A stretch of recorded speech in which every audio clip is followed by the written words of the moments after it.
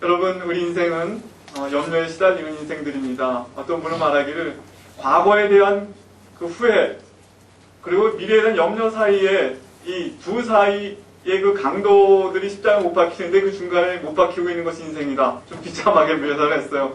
우리 인생은 이 과거에 대한 그 후회라는 이 강도와 미래에 대한 염려라는 강도 사이에 못 박히고 있는 그런 존재다 그랬는데 참 우리 인생을 적나라하게 묘사하고 있는 것 같습니다. 여러분 염려해 보신 적 있죠? 지금도 염려 가운데 이 자리에 계신 분이 있을 줄 압니다. 재정의 문제로, 또 자녀의 문제로, 아니면 건강의 문제로, 아니 뭔지 모르지만 하여간 마음이 무겁고 어려운 가운데 이 자리에 올라온 분들이 있을 줄 압니다. 참 가만히 생각하면 우리 인생은 각 그 시기마다 또 단계마다 뭐 좀 관심은 다를지언정 늘 염려가 있기 마련인 것 같습니다.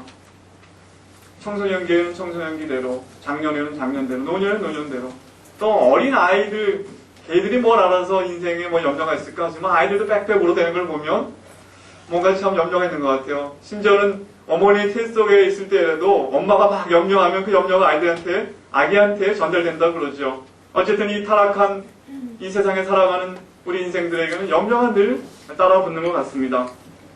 저희 부모님 이제 연로하셔서 지금은 잘 못하시지만 수년 전까지만 해도 참 건강이 뭐 지금도 좋으시고 이렇게 듀엣을 잘 하셨어요. 그래서 친구들 모임이나 가족들 모임에 한국 사람들 노래 이렇게 부르는 거 좋아하잖아요. 노래방이 잘 되는데 가만히 생각하면 저희가 이제 며칠 전에 저희 결혼 19주년이었는데 저희가 그 발렌타인데이 때 결혼을 했습니다.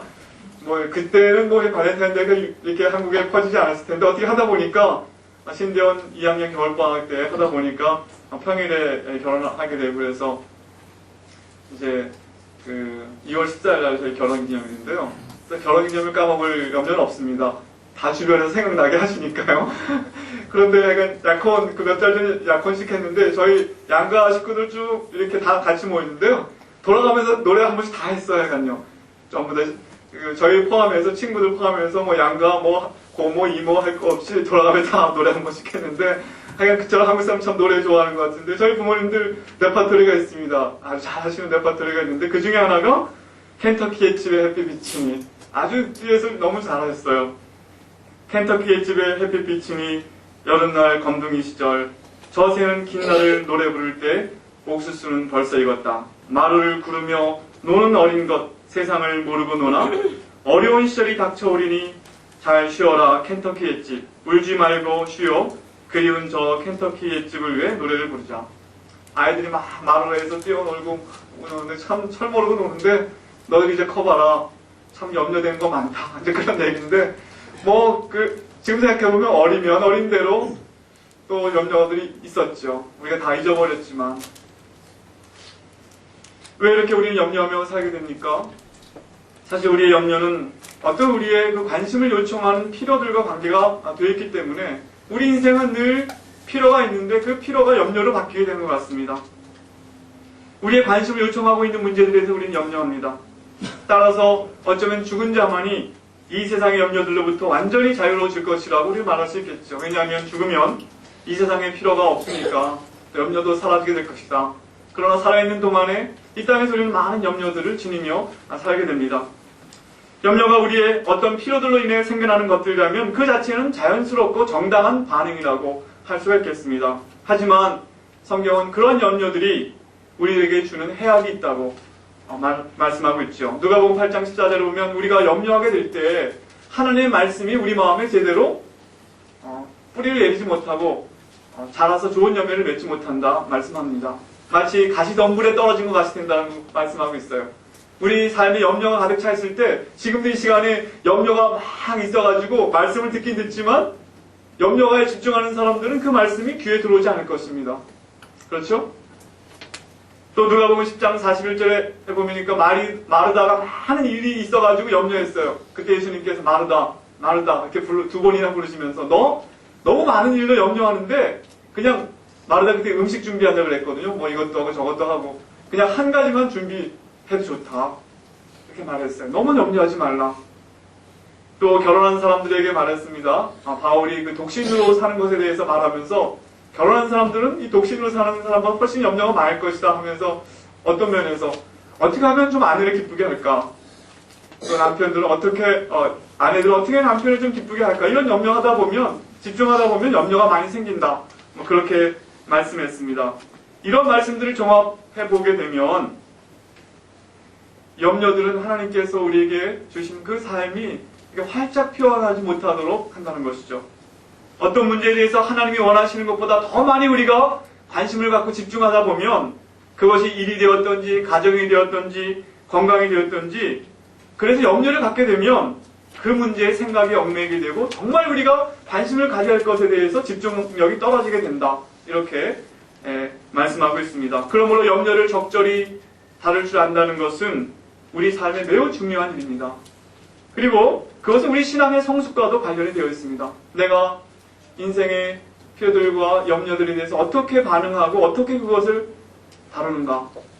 예수님께서 오늘 본문 말씀을 통해서 당신의 제자들인 우리들에게 어떻게 우리가 염려를 정당하게 직면하고 다루고 또 그것을 바르게 처리할 것인지 가르쳐주고 계십니다. 우린 그리스도인들로서 주님께서 우리에게 가르쳐주신 그 원리를 이해하고 일생에 걸쳐서 그것을 훈련할 필요가 있습니다. 어떻게 염려를 다뤄갈 것인가. 훈련해야 됩니다. 저절로 되지 않습니다. 오늘 말씀해 보면 염려하지 말라라고 본문이 시작됩니다. 우리 한국 성경에는 이제 주어 수로가 이렇게 달라져서 이렇게 뭐뭐뭐 하고 염려하지 말라 나오지만 먼저 염려하지 말라 이런 것들을 Don't worry about 이렇게 영어 성경에 나와 있습니다. 염려하지 말라. 너희 목숨을 위하여 무엇을 먹을까를 염려하지 말라. 너희 몸을 위하여 무엇을 입을까 염려하지 말라. 이렇게 되어 있는 거죠. 그리고 헬라어의 원래 원어의 형태도 보면 염려하지 말라는 그 현재 명령인데 이것은 한 번 염려 떨쳐버렸다고 그냥 된다는 것이 아니에요. 지속적으로 염려에서 벗어나야 한다. 이렇게 명령하고 있는 것입니다. 우리는 지속적으로 염려를 떨쳐버릴 수 있어야 한다. 이렇게 우리들에게 예수님께서 말씀하셨습니다. 어떻게 그러면 우리는 염려하는 삶으로부터 자유롭게 될 수 있을 것인가? 우리 세 가지로 그 단계를 생각해 볼 수 있겠습니다. 첫째는 우리 삶에 염려가 있다는 것을 인정해야만 합니다. 우리 삶에 필요가 있고 염려들이 있다. 그리고 구체적으로 그것이 무엇인지 직면해 볼 필요가 있겠습니다. 굉장히 중요합니다. 무엇을 내가 염려하고 있는가? 왜 염려하고 있는가? 직면해 봐야 합니다. 내가 무엇을 왜 염려하는지도 모른 채 막연하게 그냥 마음이 어두운 채로 염려가 나의 삶을 이렇게 지배하도록 하면 안 된다는 것이죠. 무엇이 나를 두렵게 만들고 있는가 이 시간에. 무엇이 나로 하여금 넓고 관대한 마음, 기쁜 마음을 갖지 못하게 하고 이렇게 내 마음을 우그러뜨리고 있는가, 쫄아들게 하는 게 도대체 뭔가 우리가 한번 생각해 볼 필요가 있다는 것입니다. 22절, 23절에 보면 당시 제자들을 비롯해서 당시 대부분의 민중들은 하루 벌어서 하루 먹던 사람들입니다. 그들에게는 무엇을 먹을까, 무엇을 입을까 참 염려되었습니다. 사실 몇 년치 먹을 거 이렇게 쌓아놓고 있는 사람들이 아니라 정말 가난한 민중들에게 예수님께서 염려하지 말라 하신 거예요. 다 살만한 사람들에게 한 말이 아닙니다. 오늘 이 자리에 있는 우리에게도 그러므로 동일하게 이 명령이 적용이 되는 것이죠. 사실 먹고 사는 문제야말로 참 이 문제에 참 중요하죠. 이것을 하나님께 맡길 수 없다면 우리는 믿음의 발걸음을 뛰어놀 수가 없습니다. 참 거창한 거 이야기하기 전에, 신앙생활 이야기하기 전에 신앙생활의 가장 기초는 하나님께서 나의 삶을 책임지시고 인도하실 것이다 하는 그 문제에 대한 하나님을 신뢰하는 것이 없이는 한 발자국도 신앙이 전진하지 못합니다. 제가 일하고 있는 한국선교훈련원에 많은 선교사들 훈련받고 또 선교사 후보 선교사들이 있는데 그들에게도 역시 가장 도전이 되는 것은 이 문제를 하나님께 의탁하는 것. 하나님께서 나의 삶을 주관하시고 인도하시고 계시고 도와주실 것이다. 사실 제일 선교사들이 도전받는 것이 아주 거창한 것이 아니라 이런 문제인 것 같아요. 무엇을 먹을까, 무엇을 마실까 이 문제를 하나님께 의지하라. 이것이 선교사들에게도 가장 큰 도전이 되는데 아마 우리에게도 그런 것 같습니다. 하나님께서는 이러한 문제들, 우리 삶의 문제들에 대해서 그것이 유치하다고 말씀하지 않으셨습니다. 오늘 30절 말씀해 보니까 너희 아버지께서 이런 것이 너에게 있어야 될 줄 아신다. 이렇게 말씀하셨습니다. 하나님께서 너에게 이런 필요가 있다는 것을 아신다. 이렇게 말씀하고 있습니다. 너희가 관심을 갖고 있는 그것들이 다 쓰잘데기 없는 것이다. 이렇게 말씀하지 않고 그것이 너희들에게 필요인 줄 안다. 말씀하십니다. 그러므로 안심하기 바랍니다. 하나님께서 우리의 필요에 대해서 무시하지 않으십니다. 그럼 두 번째로 우리 인생의 그런 필요들이 정당한 것이긴 하지만 그것이 왜 염려를 받게 되는가? 여기에 대해 예수님께서 오늘 설명하고 계십니다. 24절부터 30절에 보면 예수님께서 쭉 설명하십니다. 예수님의 그 설명을 한마디로 이렇게 줄인다면 우리 삶의 필요가 염려들로 바뀌는 까닭은 우리 인생에 하나님을 계산에 넣지 않기 때문이다. 하나님을 카운트하지 않기 때문이다. 이렇게 예수님은 말씀하십니다. 우리 스스로가 인생의 주인인 양 착각하고 있기 때문이라고 말씀하십니다. 나의 삶을 나의 힘으로 통제하고자 하는 그런 가운데 염려가 발생한다고 말씀하십니다. 주님은 너희가 염려함으로 너희 키를 한 자나 더 크게 할 수 있느냐? 이 말씀은 다르게 해석할 수 있는데요. 너희가 염려함으로 너희 생명을 한 시간이라도 연장할 수 있겠느냐? 그렇게 말씀하고 계신 것입니다. 오늘 본문 앞에 어리석은 부자에 대한 비유가 나오는데요. 16절부터 21절에 보면 그 본문을 잠깐 보겠습니다. 또 비유로 저에게 이르러 가라사대 한 부자가 그 밭에 소출이 풍성함에 심중에 생각하여 가라사대 내가 곡식 쌓아둘 것이 없으니 어찌할꼬 하고 18절 다 같이 읽겠습니다. 시작. 또 가로되 내가 이렇게 하리라 내 곡간을 헐고 더 크게 짓고 내 모든 곡식과 물건을 거기 쌓아두리라. 참 이 부자는 이 오늘날 관점에서 보면 굉장히 성공한 사업가라고 볼 수 있어요. 아주 그 경영을 잘해가지고 소출이 풍성하게 나왔습니다. 기대했던 것 이상으로 이익을 남겼어요. 그리고 이 부자는 보면 굉장히 과감한 사람입니다. 이 곡식 창고가 적구나. 다 부셔. 그리고 새로 짓자. 그리고 계획도 세울 줄 알죠. 여기다 다 쌓아놓고 이렇게 하면 되겠구나. 굉장히 성공한 사람입니다. 그런데 오늘 이 말씀 쭉 읽다 보면 하나님께서는 그를 어리석은 자다 이렇게 평가하셨습니다. 왜 그랬을까요? 첫째로 그는 이 재물에 대해서 그게 다 자기 거라고 생각했어요. 내 곡간, 내 곡식 이렇게 말하고 있습니다. 하나님께서 그 모든 것들을 자신에게 주셨다는 것에 대한 인식이 전혀 없습니다. 그러므로 하나님께 대한 감사도 그렇게 없었습니다. 땅과 햇빛과 비를 주셔서 곡식이 자라게 하시고 그리고 그 소출이 풍성케 하신 분이 바로 하나님이라는 것에 대한 인식이 전혀 부자의 그 생각에 없는 것을 볼 수가 있습니다. 여러분 신명기에도 그런 말씀이 있습니다. 두렵건대 어떤 사람이 큰 재물을 얻은 다음에 생각하기를 내가 마음에 이르기를 내 능과 내 손으로 이 모든 재물을 얻었다 할까 두렵다. 내 하나님 여호와를 기억하라. 그가 네게 재물 얻을 능을 주셨습니다. 이렇게 말씀하셨는데 이 부자에게는 그런 인식이 없었던 것이죠. 그러므로 하나님이 주신 것들에 대해서 하나님께 영광을 돌리지도 않고 감사하지도 않고 그것을 하나님의 뜻에 맞게 사용하고자 하는 생각도 없었습니다. 구체적인 이웃들을 위하여 어떻게 쓰고자 하는 마음도 그에게는 전혀 없었던 것을 알 수가 있습니다. 두 번째는 더 심각한 착각인데요. 자신이 이 재물을 모았기 때문에 이제는 자신의 생애가 안전하다고 생각했습니다.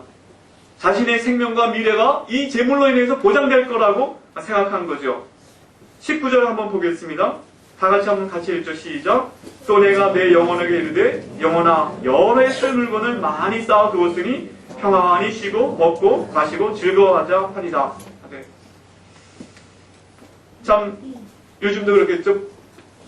이제는 내가 더 일 안 해도 먹고 살 만큼 내가 이제 쌓아놨다. 통장에 두둑하다 하는 분들 은퇴 계획 세우고 계신 분이 있을지 모르겠습니다. 네, 별장에 시골에 가서 은둔 생활하면서 내가 내 남은 생애를 즐겨버리라. 이렇게 생각하는 혹시 우리 중에 있을지 모르겠어요. 그러나 이 부자에게는 그 생명과 미래가 하나님의 주권에 있다는 것을 알지 못하는 그런 어리석음이 있었다고 말씀하고 계십니다. 하나님에 의해 생명이 주어지고 유지되고 있음을 그는 몰랐습니다. 재물이 자신의 생명을 보존하고 미래를 보장하며 풍요롭고 만족하게 해줄 거라고 생각했습니다. 근데 하나님께서 그렇게 말씀하시죠. 오늘 20절에 이렇게 말씀하십니다. 하나님은 이르시되 어리석은 자요 오늘 밤에 내 영혼을 도로 찾으리니 그러면 내 예배한 것이 네 것이 되겠냐? 오늘 밤에 내가 네 생명을 찾으면 그 재물이 네 것이 되겠냐? 이렇게 하나님이 말씀하셨습니다. 이런 어리석은 부자의 얘기를 쭉 하신 다음에 예수님께서 오늘 본문을 말씀하시는 것입니다. 그러면서 우리가 염려를 갖게 되는 가장 중요한 이유는 하나님이 누구인지 우리가 알지 못하기 때문이라고 말씀하십니다. 우리 생명과 몸은 음식이나 의복에 의해서 유지되는 것이 아니라 바로 하나님의 보호와 통제 가운데 있다는 것. 우리가 아무리 음식을 많이 싸다 넣어도 하나님께서 생명을 유지하지 않으시면 그 음식은 다 우리 생명을 유지하는 것이 아닙니다. 목숨이 오늘 말씀해 보니까 음식보다 중요하며 몸이 의복보다 중요하지 않느냐. 그렇게 하나님께서 말씀하고 계신 것이. 한마디로 말해서 우리의 피로들이 있지만 그 피로가 염려로 바뀌는 것은 하나님에 대한 믿음이 우리에게 결여되어 있기 때문이다. 28절 말씀에 오늘 있다가 내일 아궁에 던지는 들풀도 하나님이 이렇게 입히시거든 하물며 너일까 보냐 믿음이 적은 자들아. 하물며 너일까 보냐 믿음이 적은 자들아. 너의 삶에 하나님이 어디 있느냐 말씀하고 있습니다. 너의 삶이 너의 지혜와 능력으로 유지되는지 아느냐? 그렇지 않다. 이렇게 말씀하고 계신 것입니다. 사실 신앙생활의 핵심을 한마디로 말하면 그것이 무엇입니까? 하나님을 의지하는 것입니다. 하나님을 카운트하는 것입니다. 하나님을 계산에 넣는 것입니다. 그런데 우리들은 왜 하나님을 안 믿는 사람들처럼 여전히 우리들의 모든 삶에 하나님을 배제시킨 채 우리들의 삶을 생각하는 것입니까? 그래서 염려가 생긴다고 말씀하고 있는 것입니다. 이 모든 것은 세상 백성들이 구하는 것이다. 너희 아버지께서 이런 것이 너에게 있어야 될 줄 아시느니라. 하나님을 카운트하지 않는 너희들은 믿음이 없는 것이다. 이렇게 말씀하고 있는 것이죠. 사실 신앙생활은 아무런 근거가 없는, 믿을 만한 근거가 없는데 신앙을 가지라 말씀하고 있지 않다고 예수님 말씀하십니다. 저 까마귀를 봐라. 하나님이 저렇게 저 들새도 다 키우신다. 저 들의 꽃을 보라. 하나님이 저렇게 입히시고 돌보고 계신다. 하물며 너희일까 보냐 라고 말씀하시면서 아버지께서 라고 말씀하셨습니다. 너희를 돌보고 계신다. 그러므로 염려하지 말라. 오늘 이 32절에 보면 적은 무리여 무서워 말라. 적은 무리여 무서워 말라. 너희 아버지께서 그 나라를 너에게 주시기를 기뻐하시느니라. 아버지께서 너희들에게 정말 놀라운 것을 주시기를 기뻐하시는데 너희 적은 무리여. 적은 무리라는 것은 적은 양떼라는 그런 뜻입니다. 리들 플럭. 하나님께서 선한 목자가 되셔서 우리를 돌보고 계신다는 것이죠. 그러므로 염려하지 말라. 이렇게 말씀하십니다. 그러므로 신앙생활은 그 하나님의 은혜롭고 확실한 초청에 우리의 아버지가 되시고 선한 목자가 되신 그 하나님의 확실한 초청에 긍정적으로 응답하는 것이 우리의 신앙이요 믿음인 것입니다. 여러분이 염려하고 있는 것이 무엇입니까? 그 염려하는 것들에 하나님을 포함시키고 있습니다. 하나님이 개입하신다면 이 문제가 어떻게 될 것인지 여러분 생각하고 계시는 것입니까? 아니면 하나님 없이 내가 내 모든 문제들을 다루어 나가려고 하니까 그것들이 참 염려로 바뀌고 있는 것은 아닌가? 오늘 예수님께서 우리에게 말씀하고 있습니다. 이걸 다른 말로 한번 이렇게 바꿔보죠. 여러분의 자녀들이 여러분을 의지하고 믿는 것만큼 하나님 아버지를 믿고 있습니까? 여러분의 자녀들이 내가 살아나가면 내가 좀 이것도 염려하고 저것도 염려한다 이렇게 생각할 때 여러분 부모로서 어떻게 느끼시겠습니까? 우리 아빠가 나를 먹여주실까? 나를 입혀주실까?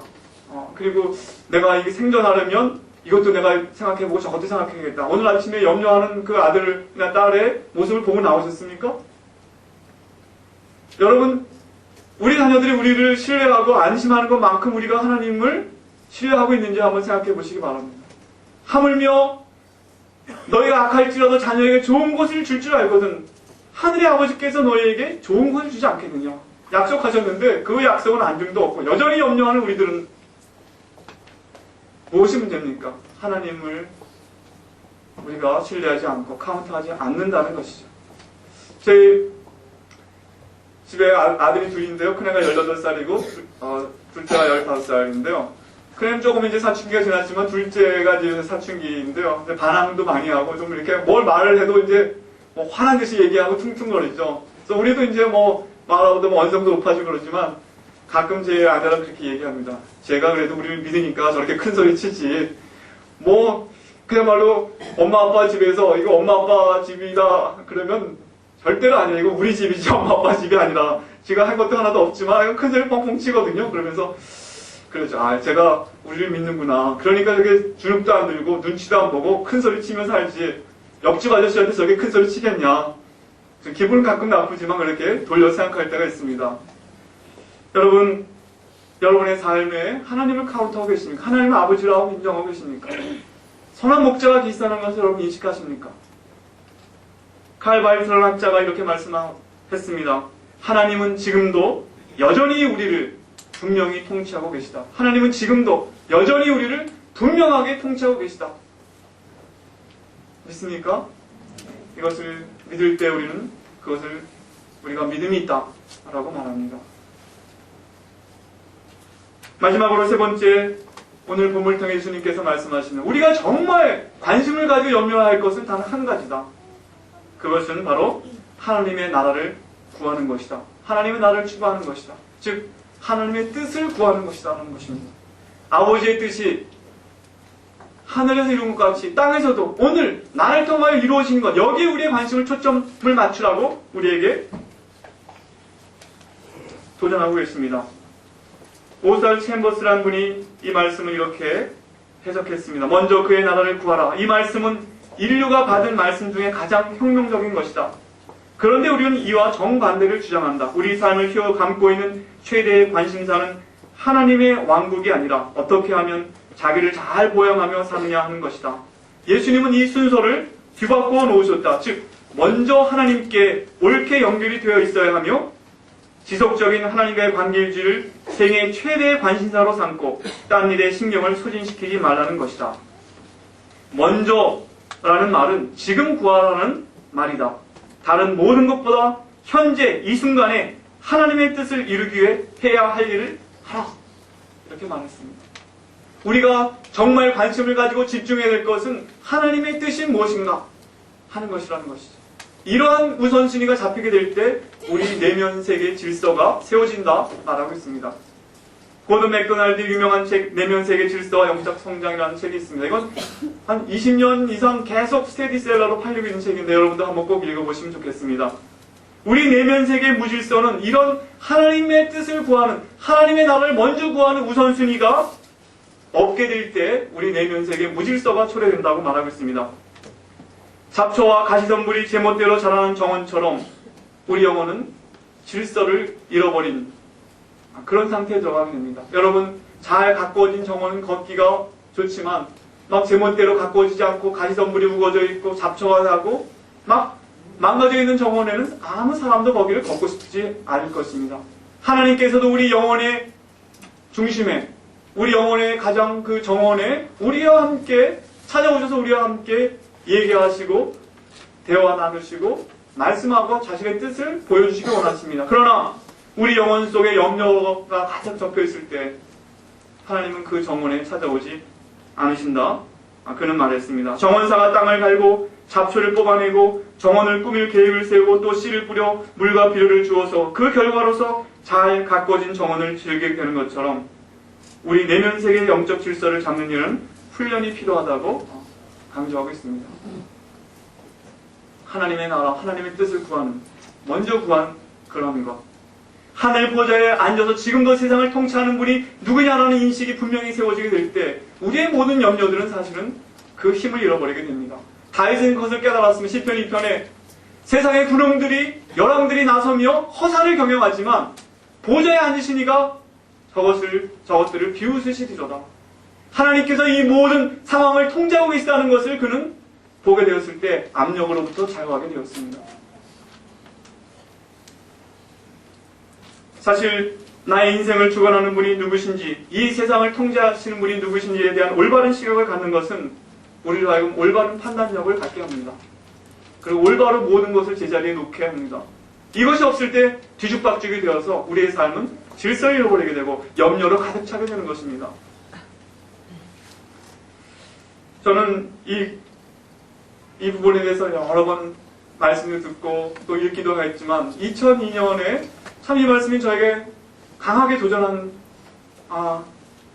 이 말씀을 하나님 강하게 저를 도전한 그런 기억을 가지고 있습니다. 제가 2002년 5월 달에 이제 에콰도르에서 저희가 8년간의 선교사역을 마치고 미국 시카고에 가게 됐습니다. 그래서 트리니티 신학교에서 이제 공부를 하는, 제가 그때 벌써 나이가 40대 중반이니까 젊은 나이가 아니죠. 그리고 또 영어로 또 다시 공부를 시작해야 되는 걸 너무 걱정이 많았던 것 같아요. 염려가. 그래서 첫 주간에 이제 그 2주 동안에 한 과목을 끝내는 건데 매일같이 수업이 있는 거예요. 매일같이 책을 읽고 발표하고 그러는데 그냥 집에만 오면이 아니라 그 수업 시간에도 막 벌떡 일어나서 나가고 싶은 생각도 나고 내가 앉을 수 있을까, 계속 버틸 수 있을까 그런 생각이 나고 어지럽고 막 토할 것 같고 막 그런 증세가 나타나더라고요. 그래서 좀 큰 병이 드는 줄 알았어요. 그래서 내가 선교지에서 몸이 많이 망가진 모양이다 생각했는데 나중에 알고 보니까 다 알려진 질병이더라고요. 스트레스예요, 말하자면. 염려가 많아가지고 이게 어지럽고 막 그런 거예요. 그래서 참 이 한 학기를 힘겹게 이제 그렇게 시작해서 보내는데 12월 달이 됐으면 이제 마무리하는 되죠. 이제 막 12월 초에 페이퍼는 다 써서 내야 되고 또 다음 학기 등록금도 내야 되고 염려가 너무 많았던 것 같습니다.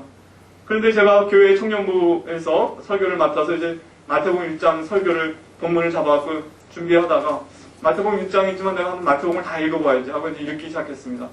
1장, 2장, 3장 쭉 넘어가는데 5장부터 예수님의 산상순이 나오죠. 6장에 넘어가니까 오늘 본문과 동일한 내용이 나옵니다. 드레핀 백합화를 보라. 저 공중에 나는 새를 보라.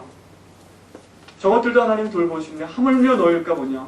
믿음이 적은 자들아. 그 부분에 있는데 마음이 물컥하면서 내가 정말 염려에 사로잡혀 있구나. 하나님을 신뢰하지 못했구나 하는 것이 깨달아지면서 그 뒤에 너희는 먼저 그의 나라와 그의 의를 구하라.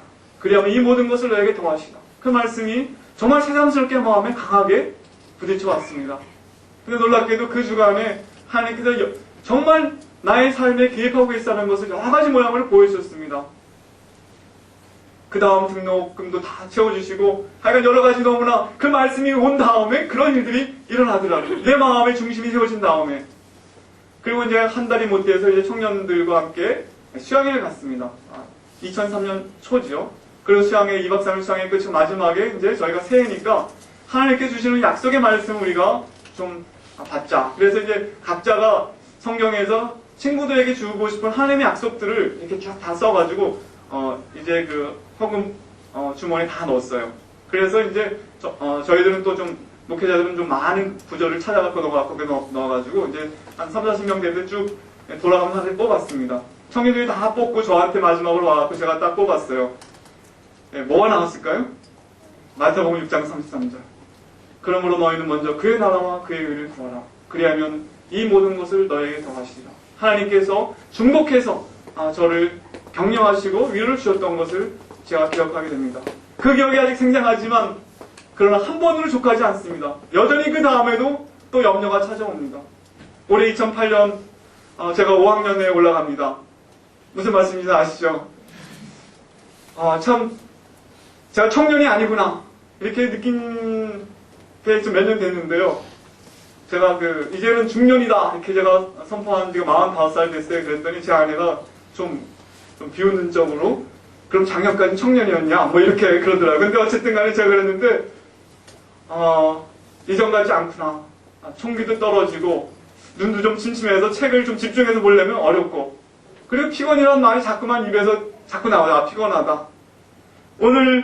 올해를 바라보면서 제가 이사야서 40장 30절 31절 말씀을 약속의 말씀으로 붙잡게 되었으니 소년이라도 피곤하며 곤비하며 장정이라도 넘어지며 자빠지되 오직 여호와를 앙망하는 자는 새 힘을 얻으리니 독수리 날개치며 올라감 같을 것이요 다른 밥지라에도 곤비치 아니하겠고 걸어가도 피곤치 아니하겠다. 예전에는 눈에도 잘 안 들어왔어요. 이 말씀이. 소년이라도 피곤하며 피곤이라는 걸 모르니까 이게 피곤하다는 게 뭔지 뭐 가끔 피곤해도 젊은 시절에는 하루 자면 그 다음에 뭐 너끈하는데 이제는 뭐 조금 활동을 과도하게 하고 집중하면 곧바로 쉬어야 되죠. 참 책임은 더 많이 과중하게 있는데 할 일은 많고 더 많은 책임들이 어깨에 주어지는데 이걸 감당할 수 있는 힘이 없구나 하는 것을 더 깊이 깨닫게 됩니다. 사실 인생의 무게가 느껴지고 책임이 느껴지는 때 힘은 부족하다. 느꼈을 때 이 말씀이 소년이라도 피곤할 수 있고 장정이라도 자빠지지만 오직 여호와를 앙망하는 자는 이제 네 힘으로 사는 것이 아니라 하나님이 주시는 새 힘을 얻어서 달려갈 길을 달려가라. 이런 말씀으로 붙잡게 되면서 날마다 이렇게 하나님 새 힘을 주십시오. 달려가도 지치지 않도록 곤비치 않도록 이런 말씀을 붙잡게 됩니다. 염려를 떨쳐버리게 됩니다. 여러분 이 새해를 시작하면서 어떤 염려들을 갖고 계십니까? 그 염려를 어떻게 극복하시겠습니까? 여러분의 능력과 힘으로 하시겠습니까? 아니면 하나님을 여러분의 인생에 계산에 넣고 그 하나님을 의지하시겠습니까? 베드로전서 5장 7절에 이렇게 말씀하십니다. 너희 염려를 다 주께 맡겨버리라. 이는 저가 너희를 권고하심이니라.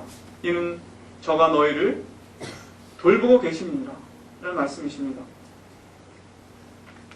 믿는 사람, 신뢰하는 사람에게 우리가 모든 것들을 털어놓듯이 우리가 털어놔봤자 내 짐을 어떻게 다 이해하겠냐, 무슨 소용이 있겠냐, 그런 사람에게 우리가 말하지 않지만 그러나 믿는 사람, 도움이 될 만한 사람에게 우리가 우리 속에 있는 것들도 고민들도 염려들도 말할 수 있듯이 하나님 앞에 우리 마음을 내려놓으라고 말씀하고 있습니다.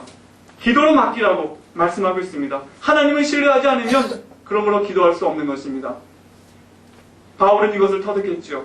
아무것도 염려하지 말고 오직 모든 일에 기도와 간구로 너희 구할 것을 감사함으로 하나님께 아뢰라.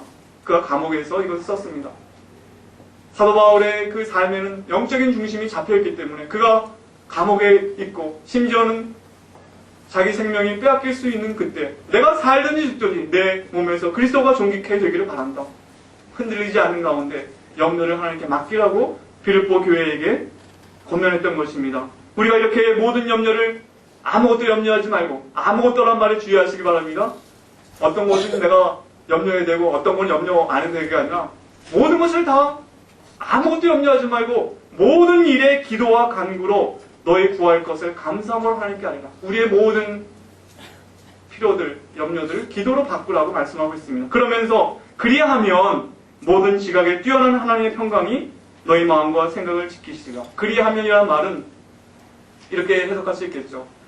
아무것도 염려하지 말고 모든 일에 기도와 간구로 우리의 구할 것을 감사함으로 하나님께 아뢰을 때 우리 마음에 하나님이 주시는 평강이 찾아올 때까지 끈질기게 기도하는 것입니다. 그리하면 모든 지각에 뛰어난 하나님의 평강이 너희 마음과 생각을 지키시리라. 우리 염려가 하나님께 정말 막 하나님의 손에 들려졌다라고 확신이 올 때까지 끈질기게 기도하는 것이라고 해석할 수 있겠습니다. 그리하면 너희가 너희 염려를 다 하나님께 맡기면 평강을 주시겠다. 평강이 올 때까지 기도하라 라고 바꾸어서 생각하면 되겠죠. 구약의 한나는 그랬습니다. 그가 아이를 갖지 못해서 고통이 있어서 하나님의 성막에 가서 간절히 기도했을 때 심지어는 얼마나 간절히 기도했던지 제사장 엘리가 보고 술 취한 줄 알고 술을 끊어라 그랬죠. 그때 나는 마음이 고통스러운 여자입니다. 내 소원을 하나님께 아뢰는 것입니다.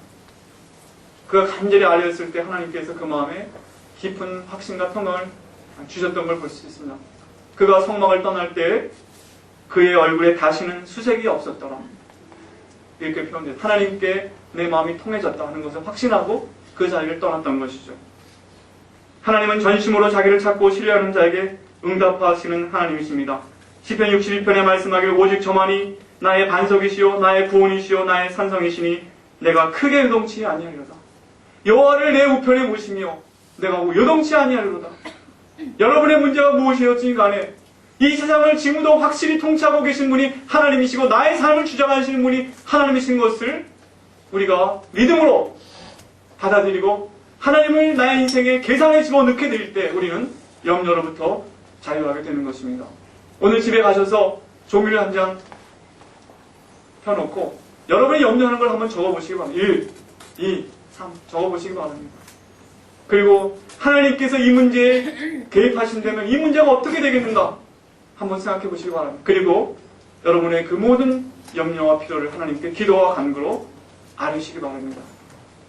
이런 것을 한 번만 하면 안 되고 끊임없이 우리의 삶에 하나님의 나라와 의를 구하면서 하나님의 뜻이 이 일을 통하여 어떻게 이루어지겠는가 생각하면서 우리가 염려를 떨쳐버리는 그런 삶을 살게 될 때 우리는